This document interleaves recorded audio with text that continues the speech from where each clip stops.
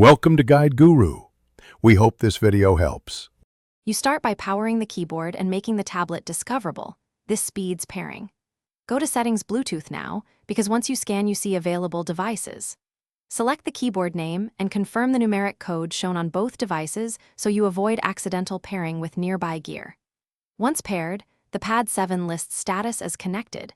Make sure keyboard firmware or app prompts finish installing before you type, since updates can change key behavior. Next, you configure layout and shortcuts so typing feels native. Go to System Language and Input to choose QWERTY or another layout and adjust regional settings. This ensures punctuation and special characters appear correctly.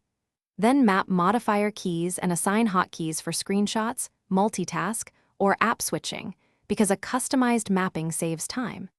Make sure text suggestions and autocorrect match your language, and test multi-window shortcuts to confirm the keyboard triggers split screen as expected. Finally, you validate and troubleshoot to finish setup. Start typing in a Note app and a browser to check repeat rate and responsiveness.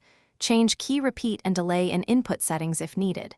If you notice lag, toggle Bluetooth, move closer, and remove nearby 4 GHz interference. This usually fixes latency.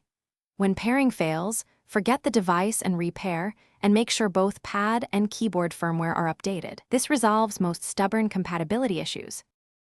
Thanks for watching. Consider subscribing if we helped you today.